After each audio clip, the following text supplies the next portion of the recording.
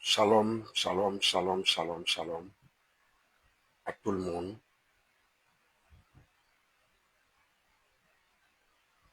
Que la grâce et la faveur de Dieu vous soient données abondamment en ce début de semaine au nom glorieux de Jésus-Christ notre Seigneur. Bien-aimés,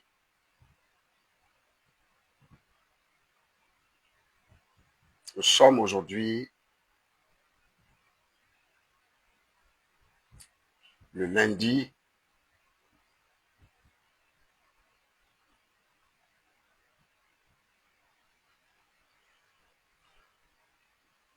8 décembre 2025.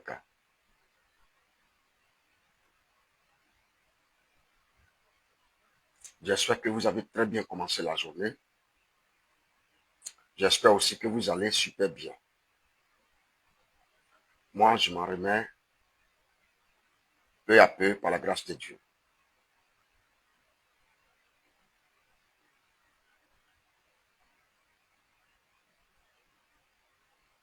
Bonjour à Kelly, à Grâce Divine, à Lise, à Lifon, notre soeur. Bonjour à tout le monde. Commencez déjà à partager le live, s'il vous plaît. Je voudrais dire merci à tous pour les 215 partages que j'ai vus. J'ai vu le Seigneur a instruit ses enfants à partager ce live-là de 215 fois. Donc, je voudrais aussi vous dire merci de ce que vous avez partagé massivement ce live. Bien-aimés, je voudrais, avant de commencer, lire la parole de Dieu. Lisons la parole du Seigneur au nom de Jésus. 6 jours après, Jésus prit avec lui Pierre, Jacques et Jean, son frère, et il les conduisit à l'écart sur une haute montagne. Il fut transfiguré devant eux. Son visage resplendit comme le soleil et ses vêtements devinrent blancs comme la lumière. Et voici Moïse et Élie leur apparurent s'entretenant avec lui. Pierre, prenant la parole, dit à Jésus, « Seigneur, il est bon que nous soyons ici.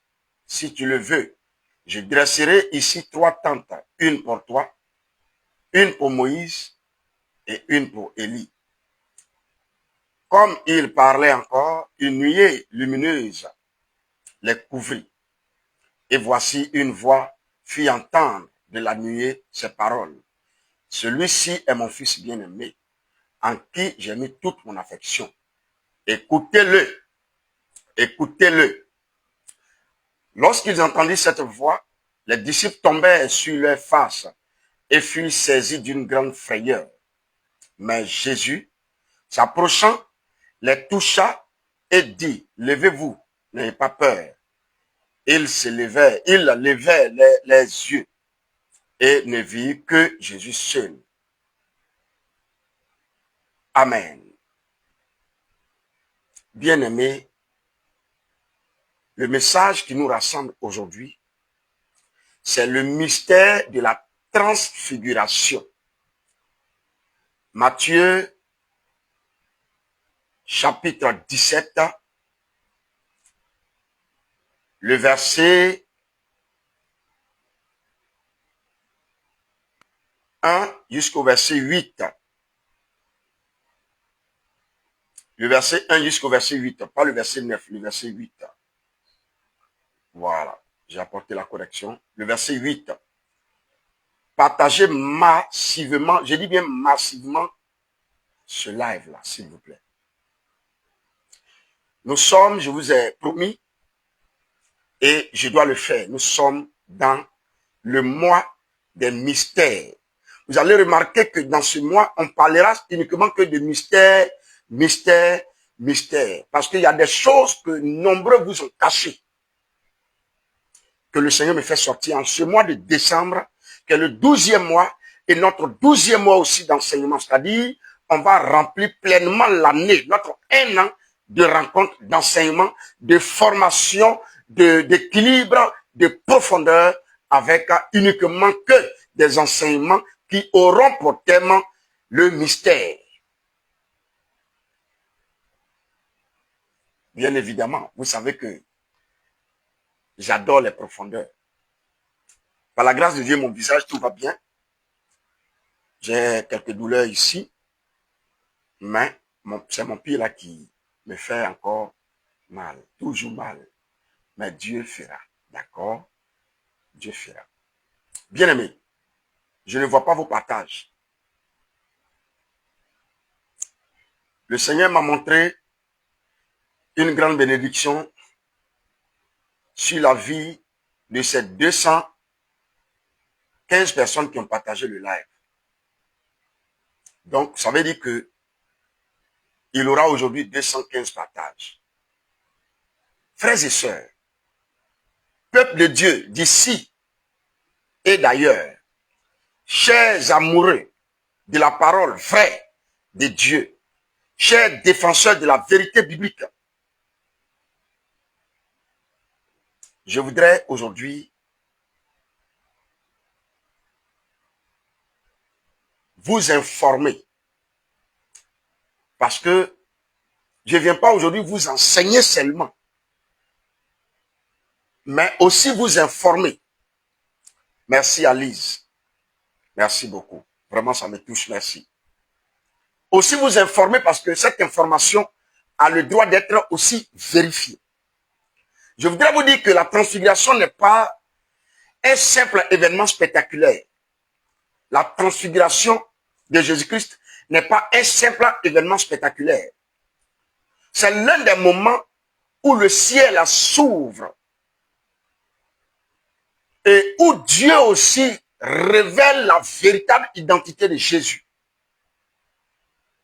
Vous savez, sur la montagne, les disciples ne voient pas un autre Jésus, mais le vrai Jésus. Celui que la chair cache, c'est celui-là qu'ils ont vu. Celui que la gloire soutient, celui que l'éternité reconnaît, c'est celui-là qu'ils ont vu. Donc la montagne devient alors, n'est-ce pas, le lieu où le voile sur la personne de Jésus tombe, où la loi et les prophètes se prosternent, où le Père atteste encore, oui, encore. Parce que le jour de son baptême par Jean-Baptiste, cette même parole s'est fait entendre. Celui-ci est mon fils bien-aimé. C'est pourquoi je dis encore. Celui-ci est mon fils bien-aimé. Donc ce mystère, n'est-ce pas, demeure une école. Comment Dieu dit 2 fois. La première fois, on m'a dit que peut-être qu'il s'est trompé. Ou soit c'était juste pour nous faire plaisir. Mais il répète encore. Donc, ça demeure une école spirituelle. Dieu, n'est-ce pas, Dieu ne transfigure pas. Sinon, ne transfigure que ceux qu'il élève et n'élève que ceux qu'il appelle à voir ce que les autres ne verront jamais.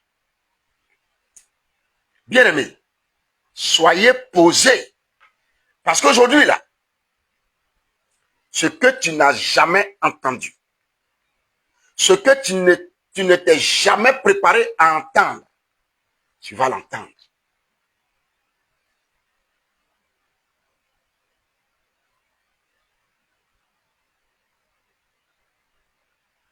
Depuis que toi et moi on marche, toi et moi on se parle, depuis que toi et moi on se connaît, jamais aucun d'entre nous ne s'est transfiguré. Dans la Bible, sur le volet spirituel, qu'est-ce que la transfiguration révèle?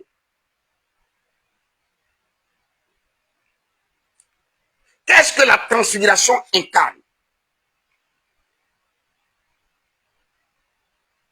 Bien-aimés frères et sœurs, la transfiguration, n'est-ce pas, est la frontière entre le visible et l'invisible. Entre le visible et l'invisible. Entre ce qu'on voit et ce qu'on ne voit pas. Et donc, pourquoi est-ce que Jésus-Christ les amène à la montagne? Parce que la montagne, n'est-ce pas, là, cette montagne-là devient une porte où la chair cède sa place à la gloire. C'est pourquoi il voulait aller à la montagne. Il voulait faire ça dans le secret. C'est ce que j'appelle le mystère le ministère des trois. Alléluia. Donc Jésus appelle les trois et les amène à la montagne. À la montagne. Et quand ils vont à la montagne, alors que la montagne devient là, comme je viens de le dire, une porte où la chair cède sa place à la gloire, il s'enveloppe de lumière comme d'un manteau. Comme d'un manteau. Il s'enveloppe de lumière comme d'un manteau.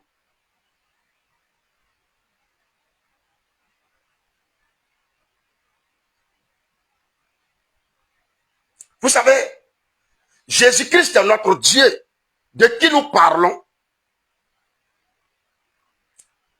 ne reçoit pas en ce temps de transfiguration une nouvelle nature. Non, non, non. Parce que d'aucuns vont penser que il montre une nouvelle nature. Non, non, non, non, non, non. C'est pas vrai. Aussi vrai que je suis son serviteur, ce que je suis en train de vous dire, c'est pas vrai. Mais il est en train de dévoiler ce qu'il était lui-même avant l'incarnation. Avant qu'il ne s'incarne dans un corps. Alléluia. Alléluia. Lisons le psaume 104, verset 2. On va voir quelque chose. Mettez les versets au fur et à mesure, s'il vous plaît. Le psaume 104, verset 2.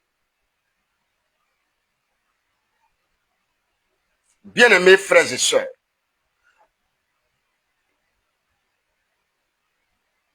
la Bible dit, il s'enveloppe de lumière comme d'un manteau. Il étend les cieux comme un pavillon. Donc la lumière avec laquelle il s'est enveloppé, le psaume l'a dit déjà. Et ce que le psaume a dit là, c'était à la montagne de transfiguration que cela s'est réalisé. Donc la Bible est vraie. La Bible est vraie.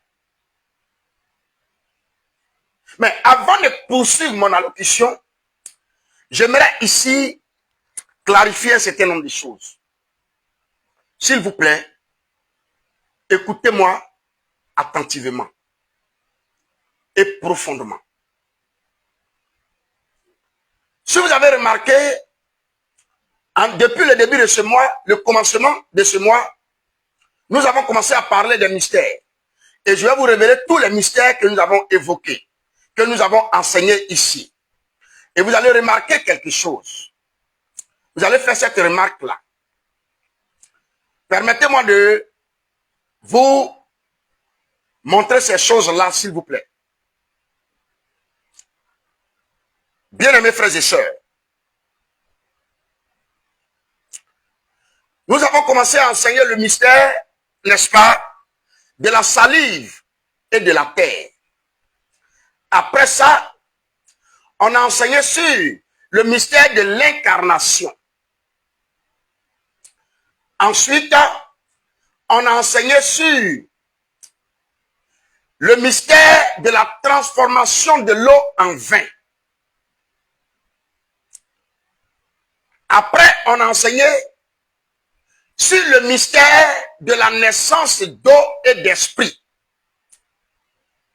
Et aujourd'hui, nous sommes en train d'enseigner sur le mystère de la transfiguration de Jésus face à ses disciples. Maintenant, pourquoi tant de mystères? Pourquoi se focaliser dans ce mois-ci, alors qu'il y a des messages d'évangélisation, alors que plusieurs nous écoutent, alors que plusieurs nous entendent, d'ici et d'ailleurs, les gens nous suivent, et puis nous sommes en train de parler de mystère, mystère, mystère, mystère. Pour ceux qui n'ont pas reçu Jésus encore comme Seigneur et Sauveur, pour ceux qui ne croient pas en Jésus comme Seigneur et Sauveur, pour ceux qui ne savent pas et qui ne comprennent pas que Jésus-Christ est Dieu, c'est pour cela que le Seigneur nous permet de sortir en cette fin d'année. Parce que nombreux sont ceux, excusez-moi de le dire, je vais le dire. Je vais le dire ici. Je vais le dire, ça je vais le dire. Sans faux fuyant. Nombreux sont ceux dans ce mois de décembre là vont mourir. Ils vont quitter la terre des hommes. Je l'ai vu. Je l'ai vu de mes deux gros yeux. C'est pourquoi le Seigneur nous fait sortir. Pour démontrer encore que Jésus-Christ est Dieu. Que c'est celui-là par qui il faut passer pour avoir le salut. C'est la raison pour laquelle notre thème porte les noms comme mystère, mystère de temps, mystère de temps. Mais on explique ces mystères-là pour démontrer la divinité de Jésus-Christ. Parce qu'aucun être humain ne peut cacher ces mystères-là. Ces mystères divins-là. Aucun. Donc, écoutez-moi maintenant très bien, s'il vous plaît. Écoutez-moi maintenant très bien, s'il vous plaît. Partagez massivement le live, s'il vous plaît. Partagez massivement. Oh, le Seigneur, je vois le Seigneur qui va bénir glorieusement des gens. Vous savez, Dieu dépasse la limite de l'homme. Là où la main de l'homme s'arrête, c'est à partir de là que la main de Dieu commence. Moi, j'ai vu 215 partages. Nous sommes en 217. Bombardez sur tous les groupes avec ce message-là. Pour que ceux qui ne croient pas que Jésus-Christ est Dieu, ceux qui ne croient pas que Jésus-Christ est Seigneur, qu'il est le véritable Dieu incarné dans le corps d'un homme, puissent comprendre. Donc, en fait, ce message-là, c'est tous ces mystères que nous sommes en train d'énumérer ici, sont, en quelque sorte, des messages d'évangélisation. C'est seulement ceux qui ont les oreilles spirituelles et qui ont un cœur qui comprendront que l'objectif de ces plusieurs mystères révélés est pour évangéliser, est d'évangéliser. Donc, écoutez-moi très bien, s'il vous plaît. Écoutez-moi très, très bien, s'il vous plaît. Bien-aimés, frères et sœurs, chers amoureux de Jésus-Christ, comme je viens de vous le dire, la transfiguration révèle l'identité cachée du Fils de Dieu. C'est l'expression fils là que les gens ont pris pour nous blâmer, pour nous casser, parce qu'ils ne comprennent pas le langage des vrais enfants de Dieu. Ils ne comprennent pas le langage des vrais enfants de Dieu. Le langage spirituel que Dieu donne à ses enfants. La poule est comprise par les poussins. Lorsque ton père ou ta mère rentre, avant de rentrer, sa voix, même le son de sa voiture, quand je dois rentrer, mes enfants connaissent le bruit de ma moto. Ils savent que je suis venu. Alors qu'on est au bord d'une route et plusieurs voitures, plusieurs motos passent. Donc c'est seulement ceux qui sont les enfants de Dieu qui peuvent comprendre ce langage-là. Si les animaux comprennent la voix de leur mère, de leur géniteur, comment est-ce que nous, qui venons du ciel, qui sommes les enfants de Dieu, ne sommes pas capables d'entendre et de discerner la voix de notre Père? Même s'il y a plusieurs voix actuellement. C'est la raison pour laquelle nous sommes dans le mois des mystères. Préparez-vous parce que le mercredi, il y a un autre mystère qui va sortir. Mais écoutez-moi très bien maintenant. La transfiguration révèle l'identité cachée du Fils. Vous savez, les disciples voient ce que les anges adorent. Et ils ont vu la gloire que les anges adorent. Aujourd'hui, nous sommes dans un monde où les gens adorent ceux qui ont l'argent. Les gens même, regardez dans la sphère, dans le monde footballistique, tu vois un petit frère, chez nous ici ça se passe. Quelqu'un dont tu es plus âgé, qui tu es plus âgé. Tu es plus âgé que quelqu'un. Mais à cause de ce qu'il a l'argent, tu vois les gros gaillards s'abaisser devant les bébés, les enfants, parce qu'ils ont l'argent. Pas parce qu'ils veulent s'abaisser devant ces bébés-là, mais ils s'abaissent devant leur argent. Donc, ils adorent la gloire. Et les anges aussi adorent la gloire. Les anges aussi adorent la gloire. Donc, c'est cette gloire-là que les disciples ont vue. Ils ont vu la gloire que les anges adorent. Quelle était cette gloire-là? La Bible dit dans Jean, chapitre 1, verset 9, la lumière véritable éclaire tout homme venant du ciel. La lumière qui vient du ciel éclaire tout homme. Quand nous lisons Jean, chapitre 1, verset 9, Jésus-Christ est attesté, sinon est appelé lumière véritable qui, en venant dans le monde, éclaire tout homme. Donc c'est cette lumière véritable-là qui a créé la transfiguration. Ils ont vu que cette gloire-là était différente de la gloire qu'il avait. Parce que il était avec eux et aucun mal ne peut tenir devant lui. C'était une gloire. C'était une gloire. Mais il manifestait cette gloire-là pour qu'il puisse avoir, n'est-ce pas, le cœur et le regard axé sur sa personne. Mais malheureusement, l'homme n'a pas compris. C'est la raison pour laquelle il ne voulait pas faire ça devant tout le monde. Il pouvait faire devant les 12. Mais pourquoi il choisit 3? Parce que à ces 3-là, il veut donner vraiment sa réelle identité. Et c'est seulement nous qui sommes les vrais enfants de Dieu qui connaissons la réelle identité de notre Seigneur. Alléluia. Donc ce jour-là, Jésus n'est pas vu comme un maître, mais comme le Dieu éternel, voilé dans un corps humain. C'est comme ça que les disciples l'ont vu. C'est la raison pour laquelle quand ils ont entendu cette voix, en réalité cette voix-là, voilait encore quelque chose. Quand il dit celui-ci est mon fils bien-aimé, écoutez-le. C'est la même voix de Jésus qui se fait entendre parce que Jésus était dans une dimension où il ne devait plus leur parler. Mais il devait se faire entendre d'une autre manière pour qu'on puisse plus l'honorer, plus le craindre, plus l'adorer et aussi plus croire en sa personne. Donc, Jésus n'est pas comme un maître, n'a pas été vu là, à cette époque-là, à cet instant présent-là comme un homme. Mais comme un Dieu éternel voilé dans un corps humain. Donc ce corps-là était voilé. Alléluia. Alléluia. Bien-aimé, son visage resplendit.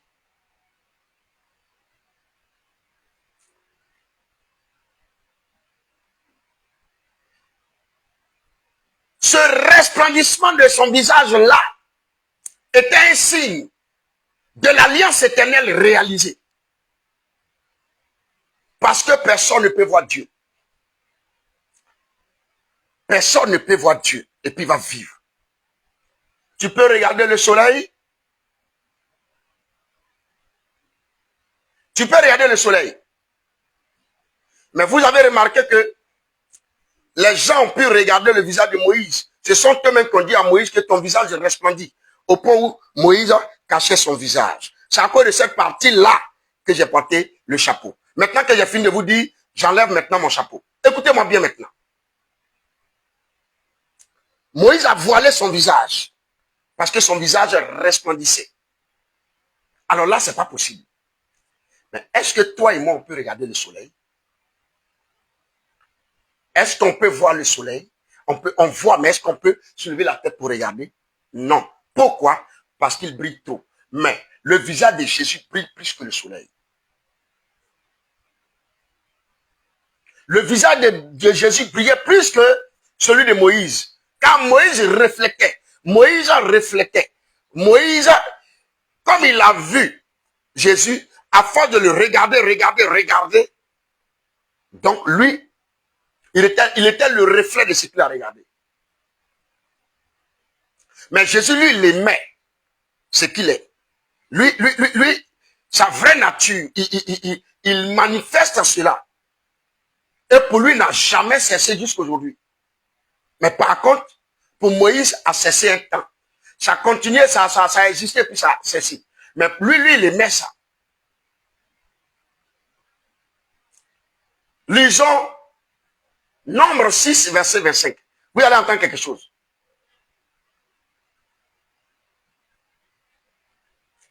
Nombre chapitre 6, verset 25. Vous allez entendre quelque chose. Il est écrit ceci. Que l'Éternel fasse lui sa face sur toi et qu'il t'accorde sa grâce. Il fasse briller son visage. C'est-à-dire son visage brille. Et cela signifie quoi? Quand Nombre dit que l'Éternel fasse lui sa face sur toi, cela signifie que la bénédiction prononcée sur Israël trouve son accomplissement en Jésus lui-même. Donc Pierre avait un nom prophétique. Quand il lui dit tu es Pierre, et sur cette pierre je bâtirai mon église. Bien aimé, soyons quand même cohérents dans ce que nous disons. Pierre est mort, non? Donc ça veut dire que l'église ne devait plus être bâtie ailleurs. Ça devait cesser. L'église devait cesser d'exister. Mais parmi nous, des hommes et des femmes sont des pierres. C'est pourquoi il continue toujours de dire, tu es pierre. Et sur cette pierre, je bâtirai mon église. C'est pourquoi Nombre 6, verset 25, nous dit que l'Éternel fasse briller sa face sur toi. Bien aimé, à partir d'aujourd'hui, après ce message, quand tu vas aller prier, prie de cette manière. Demande à Dieu de faire briller son visage sur toi. C'est-à-dire, il n'a qu'à te regarder. En français courant, en français terre à terre. Dis à Dieu, regarde-moi. S'il te regarde, personne d'autre ne peut te regarder. Parce que sa lumière qui va briller sur toi va te faire paraître comme le soleil. Or, vous êtes d'accord avec moi qu'on ne peut pas regarder le soleil. Donc les méchants, avec les yeux maléfiques, ne pourront plus vous regarder. Alléluia. Donc la bénédiction prononcée sur Israël trouve son accomplissement en Jésus lui-même. Alléluia. Je suis en train de faire un décryptage maintenant. Je viens de parler de, n'est-ce pas, la transfiguration qui révèle l'identité cachée du Fils. Après, je parle du visage, n'est-ce pas, resplendissant. Son visage qui a resplendi, qui est signe de l'alliance éternelle qui s'est réalisée. Maintenant, je suis en train de parler maintenant des vêtements, de ces vêtements qui deviennent blancs. Cela signifie, cela parle de la manifestation de la pureté du royaume. Parce que dans le royaume de Dieu, quand on parle de pureté, c'est de Dieu qu'il est question. Quand on parle de sainteté, c'est de Dieu qu'il est question. Quand on parle de lumière, c'est de Dieu qu'il est question. Quand on parle de propriété, c'est de Dieu qu'on parle. Ce qui est beau, ce qui est propre, ce qui est pur, vient de Dieu. C'est la raison pour laquelle un enfant du royaume doit paraître toujours propre. Tu ne peux pas prétendre être un chrétien et puis avoir, excusez-moi, mais une apparence minable. Je ne suis pas en train de dire aux gens d'aller acheter des habits très chers. Mais tu dois quand même paraître présentable. Parce que tu es un fils du royaume. Bien-aimés frères et sœurs, aucune main humaine ne peut produire cette blancheur, cette propreté-là, cette pureté-là. Il n'y a pas une main. Et ça ne peut pas exister quelque part. Aucun être humain ne peut créer un tissu ou bien faire une peinture qui est plus propre que la propreté de Dieu, qui est plus blanc que la blancheur que Dieu incarne. Non. Ça ne peut pas exister. Ça ne peut jamais exister. Sinon, montrez-moi les preuves. Montrez-moi. Ça ne peut pas. La blancheur, la propreté, la sainteté de Dieu ne peut pas exister sur la terre. Parlant des hommes qui sont saints, qui sont propres, qui sont purs, qui ont des blancheurs. Non, non, non. Même les hommes les plus riches qui marchent sur l'or, sur cette terre des hommes, n'ont pas de pourpre, n'ont pas de, comment on parle, non, pas de pourpre, je veux dire. Je vais parler de blancheur. Ils n'ont pas de vêtements plus blancs que la blancheur que Jésus a. Ça n'existe pas. La Bible dit que ces vêtements étaient blancs comme la neige. Mais comme la neige ne ressemble pas. Mais quand on regarde dans tout ce monde, la blancheur avec laquelle on peut un tout petit peu comparer la blancheur des vêtements de Dieu, c'est la neige. Est-ce que ça là c'est blanc? Ça vaut rien, sa blancheur est nulle. Est-ce que le coton est blanc? Non, non, non, non, non. Ça c'est trop sale. Je vous parle de celui que j'ai vu. Hey! Bien-aimés frères et sœurs, la blancheur du vêtement que Jésus porte. Bon, je vais dire tout ce que tu n'as jamais vu, c'est du jamais vu. Mais tu ne peux pas dire que ça n'existe pas. Mais moi, je ne crois pas que la blancheur du vêtement de Dieu existe. Cette blancheur existe sur terre. Aucun être humain n'a réussi à faire ça. Je vous dis la vérité. Daniel 7, 9 le dit aussi clairement. Daniel chapitre 7, verset 9 le dit aussi clairement. Ce vêtement annonce celui que, n'est-ce pas, recevront les saints dans la gloire. Selon Apocalypse 19, verset 8. Ces vêtements que nous voyons là, ce sont les vêtements de celui que les saints vont recevoir dans la gloire. En tel ensemble que quand il va nous enlever de la terre, on aura ces blancheurs là. Et maintenant, parmi ce groupe de personnes vêtues en blanc, si tu ne fais pas attention, tu ne le verras pas. Tu ne pourras pas l'identifier. De même que, lorsqu'il était avec ses disciples, tout le temps on les voyait. Mais le jour de son arrestation, ils sont allés demander qui est Jésus, alors qu'on le voyait tout le temps. C'est comme ça que c'est l'Esprit Saint qui nous habite, parce que nous serons esprits. C'est lui qui nous dira, c'est lui qui est là. Alléluia. Moïse et Élie étaient aussi apparus. C'était quoi? Cela signifiait quoi? L'apparition de Moïse qui est mort, Élie qui est aussi mort. De toutes les façons, Élie, il a connu l'Assomption. Moïse aussi, il était mort, mais lui, on n'a pas vu sa tombe. Cela signifie quoi? Est-ce que cela signifie que le Dieu que nous prions est un Dieu des morts? Non. Je vais vous dire quelque chose tout à l'heure qui va booster votre foi. Bien-aimés frères et sœurs,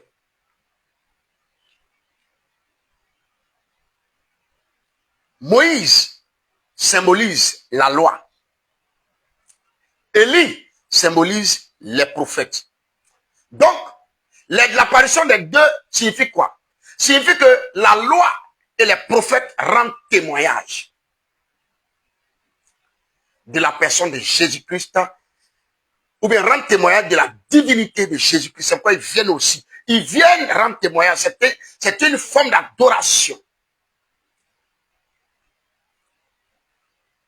Et le petit Pierre,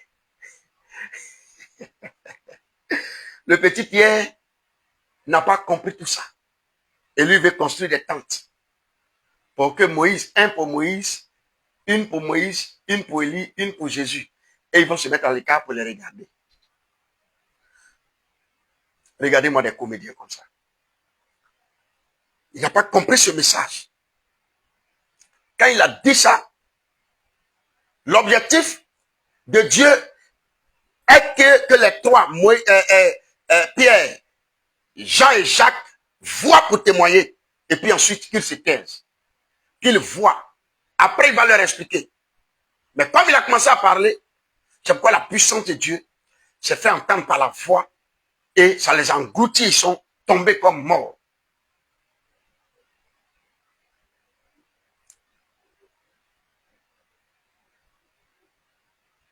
La loi et les prophètes rendent témoignage. Ce que je suis en train de dire, je mets quiconque au défi qui va venir me dire le contraire. Tous les pasteurs, les bishops, les archibishops, n'ont qu'à venir me dire le contraire. Il est vrai que dans la parole de Dieu, la révélation est progressive. Mais ce que je suis en train de dire là, c'est ce symbole que je vous explique là. La loi et les prophètes viennent rendre témoignage de la divinité de la personne de Jésus-Christ. Oui, ils étaient ignorants comme nous, qui ne connaissaient rien. Lui il parle de construction de maisons. Ils vont s'asseoir, ils vont construire une maison.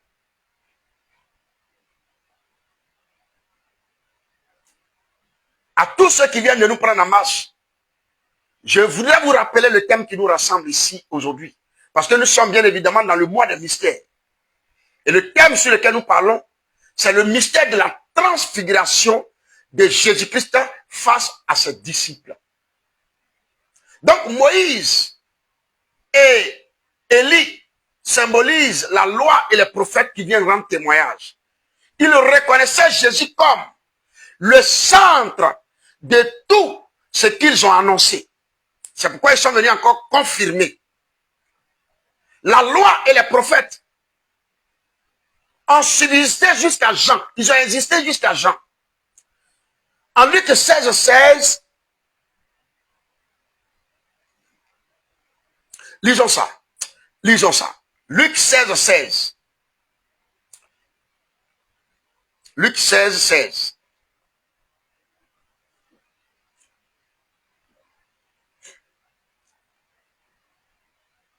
La loi et les prophètes ont subsisté jusqu'à Jean.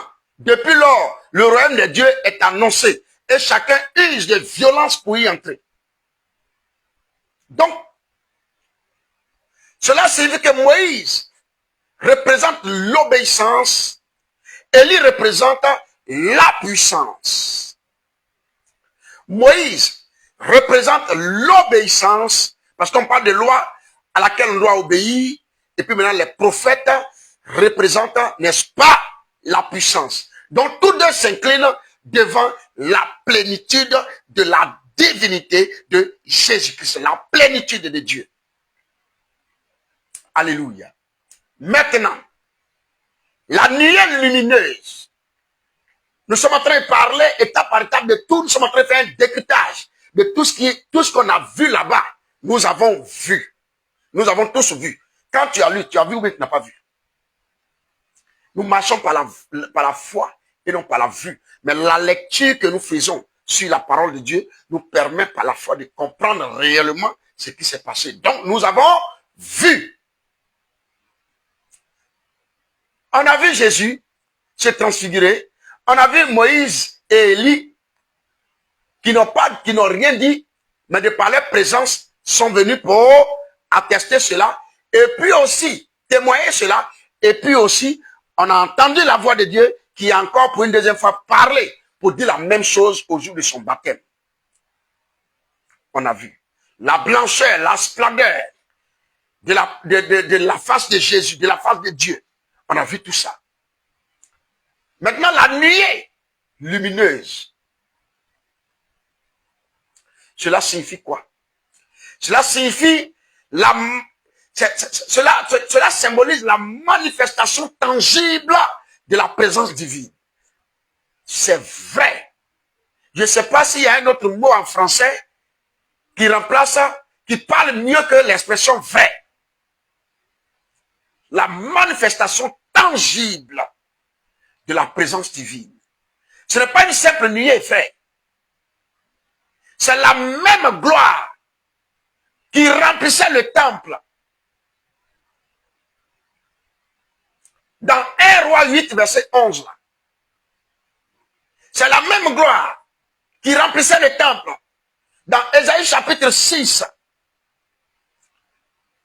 où la fumée, juste, on a vu la fumée et on a vu aussi le pan de sa robe qui remplissait l'église, le temple. Vous savez, Dieu montre que Christ est désormais le vrai temple où réside sa présence. Dieu montre par cette nuée lumineuse qui est, n'est-ce pas, le symbole de la manifestation tangible de la présence divine, que Christ est désormais le vrai temple où réside sa présence. C'est la raison pour laquelle, lorsque toi et moi on parle, on n'est pas exaucé. C'est Christ à nous qui parle qui est exaucé. C'est pourquoi nous demandons les choses au nom de Jésus-Christ. Hey. Alléluia.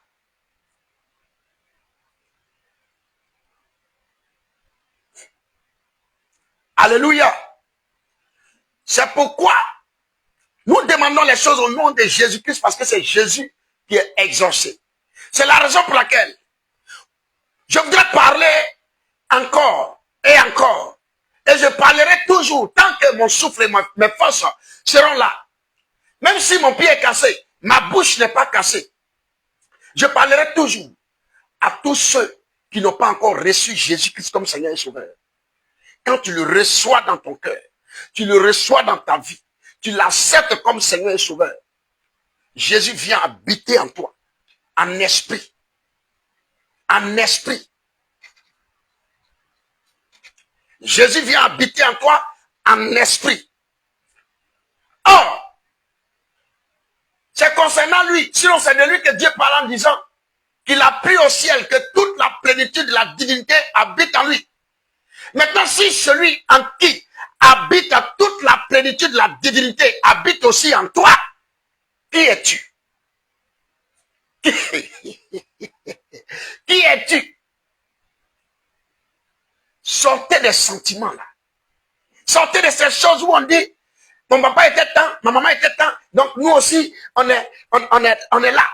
L'église de la jeunesse, quand c'est une mauvaise église, où ces enseignements-là, on n'entend pas là-bas, sort de là-bas. C'est l'église de l'enfance. Excusez-moi, mais moi-même, j'étais catholique. Mais est-ce que je suis prédicateur catholique? Quand j'étais enfant, j'étais catholique. Un jour, j'ai dit à ma mère, quand j'ai été converti, je lui ai dit, maman, il faut chercher à aller à l'église. Elle s'est fâchée. Parce qu'à l'époque, quand nos parents étaient jeunes, on prenait un pain, un morceau de pain, on mettait ici, on attachait là, c'était ça leur habit. Et elle me disait que quand je partais à l'église, je n'étais même pas encore né, j'étais même pas encore jeune fille. J'étais bébé quand je partais à l'église. Tu n'étais même pas encore né. Et toi qui es né hier là, toi tu viens moi me dire d'aller à l'église, de chercher à aller à l'église. Faut plus me dire ça, hein. C'est ma maman qui me disait ça. J'ai dit, ok, j'ai compris. J'ai touché à son biberon. Je vais rentrer dans la chambre haute et elle va décider. J'étais chez moi, j'ai prié et elle s'est convertie là-bas. J'étais chez moi ici, j'ai prié et Dieu lui a donné la conversion là-bas. quand elle m'entend prier pour des malades, et puis ces personnes, Dieu guérit ces personnes au travers de ma personne. Dieu le fait pour sa conversion. Pas parce que je suis puissant, non. Mais Dieu le fait. Cette délivrance-là qu'elle voit, alors qu'elle l'a, depuis quand elle partait à l'église, elle n'était même pas encore jeune fille, elle était bébé. Jusqu'à ce qu'elle me mette au monde. Et maintenant, quelqu'un qui est sorti de son ventre peut faire ça. Alors qu'elle va à l'église, elle n'a jamais prié pour quelqu'un qui a mal à la tête. Elle a commencé à se poser des questions. Voici d'où est venue la conversion de ma mère. Donc, tous ceux qui sont dans les vieilles églises, les églises où il n'y a pas force là-bas, c'est des églises mortes là. Quittez là-bas. Quittez les mosquées. Quittez les mosquées. Je vous dis la vérité. Quittez les mosquées. Dieu a mis en vous la capacité, la puissance. Mais celui qui va l'activer, c'est Jésus-Christ en vous. Et on vous fait comprendre que Jésus-Christ n'est pas Dieu. Tout ça pour vous préparer, vous mettre sur la liste de ceux qui sont candidats pour l'enfer. Et vous acceptez ça. Vous avez été à l'école. Allez-y, lisez les livres. Lisez la Bible aussi. Lisez la Bible. Lisez la Bible. Lisez la Bible. Lisez la Bible. Lisez aussi la Bible. Vous lisez n'importe quel livre. Mais allez-y, lisez la Bible. La vérité sur votre vie se trouve dans la Bible.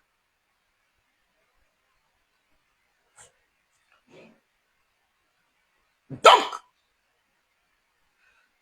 s'il a plu à Dieu que la plénitude de la divinité habite en Jésus, et que tu acceptes Jésus, que Jésus habite maintenant en toi, qui toi tu es. D'aucuns vont se poser la question de savoir, mais lui-même qui est en train de parler de Jésus là, n'est-ce pas qu'il a été victime d'un accident avant-hier? Oui, c'est possible, parce que Dieu ne m'a pas dit que je ne vais jamais faire d'accident. Ils vous feront la guerre, mais ils ne vous vaincront pas. Dans la guerre, il y a des blessés de guerre. Je suis un blessé de guerre, mais je suis vivant. Ma bouche n'est pas cassée. Alléluia. Alléluia. Bien-aimés frères et sœurs, la voix du Père qui s'est fait entendre signifie quoi? Symbolise quoi? C'est la raison pour laquelle je suis en train de dire d'aller lire la Bible. Parce que la voix du Père qui s'est fait entendre, oh, nous sommes presque déchargés, mais bon, je vais avancer très rapidement. Il nous reste 45%. La voix du Père qui s'est fait entendre symbolise la révélation qui met fin au doute. La révélation qui met fin au doute. Celui-ci est mon fils. Le Père ne dit pas, regardez-le, mais il dit, écoutez-le. La voix de l'Éternel fait jaillir les flammes de feu. Comme le dit le psaume 29, verset 7. Oh, j'adore bien ce psaume-là. La voix de l'Éternel fait jaillir les flammes de feu. Donc la voix divine ne confirme pas seulement Jésus, mais elle consacre les disciples comme témoins. Cette voix qui se fait entendre à la montagne de transfiguration est une voix qui consacre légalement les disciples comme témoins. Tout le monde a entendu lorsqu'il s'est baptisé, mais il n'avait pas encore de disciples. Mais cette fois-ci, les disciples sont là. Donc cette voix vient cacheter, c'est le cachet de Dieu, pour leur dire que vous êtes témoins de ce que j'ai dit. Parce que hier, je l'ai dit, mais il n'avait pas de disciples. Celui qui a entendu est décédé, il est mort. Jean-Baptiste. Maintenant, vous devez l'entendre pour parler. C'est pourquoi ils ont dit dans leur témoignage que nous parlons de ce que nous avons vu et entendu. Vous vous souvenez de ce passage-là dans le livre des Actes, quand on les a arrêtés là. Ils ont dit qu'eux, ils parlent de ce qu'ils ont vu et de ce qu'ils ont entendu.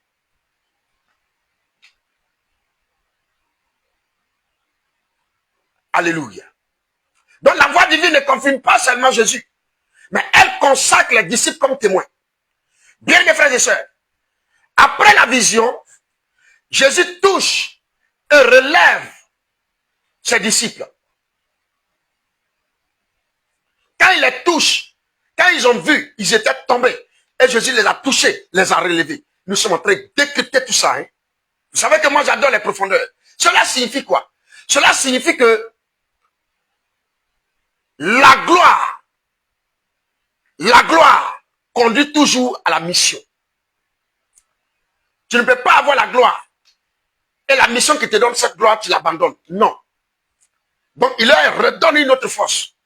Parce que c'est comme s'il sort d'un moment spirituel. Un peu comme quand ton pasteur sort. Ton frère sort d'un moment de jeûne et tu veux qu'il prie pour toi. À l'église, on organise un moment de jeûne et on veut que le pasteur, le père de la mission, prie pour tout le monde. C'est de cette même manière que Jésus-Christ sort de là et il prie pour eux, pour leur donner la confirmation de leur mission. Pour qu'ils partent dire qu'eux, ils parleront ou ils continueront de parler de ce qu'ils ont vu et entendu. Donc,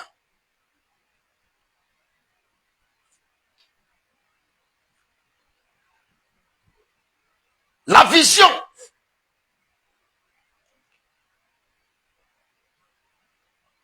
les a éblouis. La vision leur a donné d'avoir un vertige tombé. Mais le toucher les a restaurés. Que le Seigneur te touche en ce mois au nom de Jésus. Que le Seigneur te touche pour te restaurer. Afin que là où tu as été ébloui, là où tu as été vraiment frappé par l'oubli ou par autre chose, par les choses de ce monde, que le Seigneur te fasse la toucher de l'Éternel. Vienne sur toi et te donne une restauration au nom puissant de Jésus-Christ.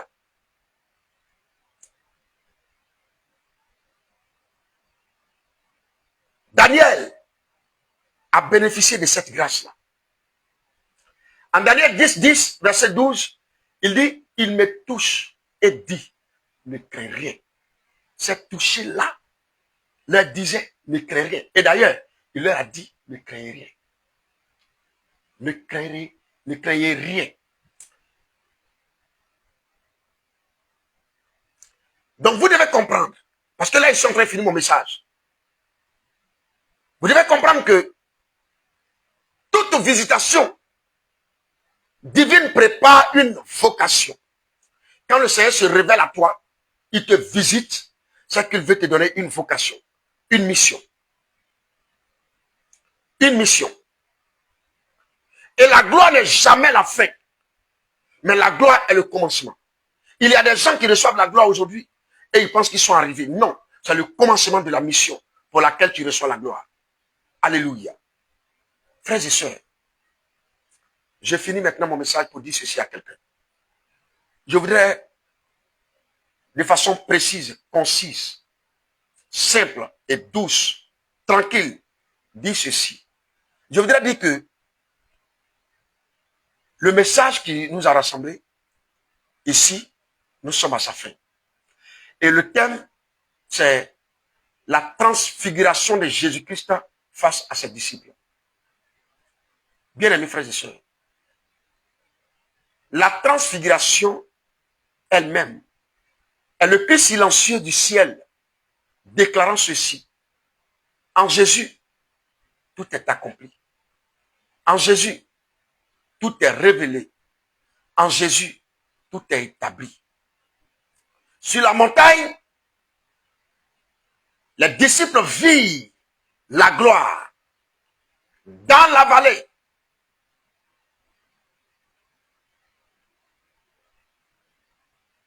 et quand ils l'ont vu, ils vont maintenant se lever pour la mission. Ainsi, vous devez comprendre que tout croyant appelé sur la montagne de la révélation doit descendre avec la lumière, doit descendre avec la voix qu'il a entendue, doit descendre avec la transformation. D'où l'appel de Dieu. Quand il appelle Moïse, l'appel, dans l'appel de Moïse, il y a d'abord l'appel, il y a la mission, il y a la vision, il y a le message. L'appel, la mission, la vision, le message. Je réexplique. Il dit Moïse répond, me voici. Il dit regarde en Égypte. Moïse répond, me voici. Ça c'est l'appel. Il dit regarde en Égypte. Ça c'est la vision. Il dit va en Égypte. Ça c'est la mission. Et maintenant quand il va aller dire quoi? Va dire à Pharaon de laisser partir mon peuple. Ça c'est le message. Donc, tout croyant appelé sur la montagne de la révélation doit descendre avec la lumière, avec la voix entendue, avec la transformation. Donc ce message, selon ce mystère, nous enseigne que lorsque Christ se révèle, la loi se tait. Les prophètes se rassemblent. Le Père parle et l'homme devient témoin d'une dimension supérieure du royaume. Que Dieu vous bénisse abondamment. Que la grâce de Dieu repose sur vous. Alors, s'il vous plaît, abonnez-vous massivement à ma page. À ma page. Mettez suivre. Allez-y sur la page qui vous enseigne, sur la page avec laquelle je vous enseigne ici. Allez-y et suivez massivement ma page. Envoyez-moi beaucoup d'invitations. J'accepte les invitations. Ça, je vous rassure. J'accepte les invitations. Toutes les invitations. Pour tous ceux qui sont allés sur le live sans toutefois mettre j'aime, allez-y mettre j'aime en cœur. Abonnez-vous massivement à cette page-là. Et aussi, on a fait créer une page de l'île de la Réunion pour nos frères et sœurs européens. Allez-y vous abonner là-bas. Mission Christ Vision. La Réunion. Allez-y vous abonner à cette page-là. Il y aura des temps l'année prochaine. Il y aura des temps où on va se récupérer là-bas pour faire des enseignements. Et ensuite, on reviendra ici de temps en temps. Mais je rappelle encore, pour donner cette information, la dernière fois, je vous avais dit ici que l'année prochaine, nous allons faire nos enseignements chaque mercredi, chaque vendredi. Et puis suivi du dimanche, la prière de 16 heures. Le lundi, on va les enlever. D'accord? Donc, je prépare votre entendement à cela. Comme ça, quand vous n'allez plus nous voir les lundis, vous n'allez pas vous plaindre. D'accord? D'accord? Je voudrais remercier, avant de couper, déposer mon micro, merci à maman Françoise. Merci beaucoup. Que le nom de Dieu soit béni. Je voudrais remercier tout le monde. Tous ceux qui ont partagé massivement ce message dans tous les groupes. Maman Françoise, il faut m'aider les gens dans les groupes que tu suis là. Il faut partager massivement ce message. S'il est bon, il est puissant, il faut le partager pour faire du bien aux autres. D'accord? D'accord? Voilà. On se voit le mercredi pour un autre mystère. N'oubliez pas que nous sommes dans le mois des mystères. Dieu vous bénisse abondamment. Shalom. Oh, ma batterie est finie. Dieu merci.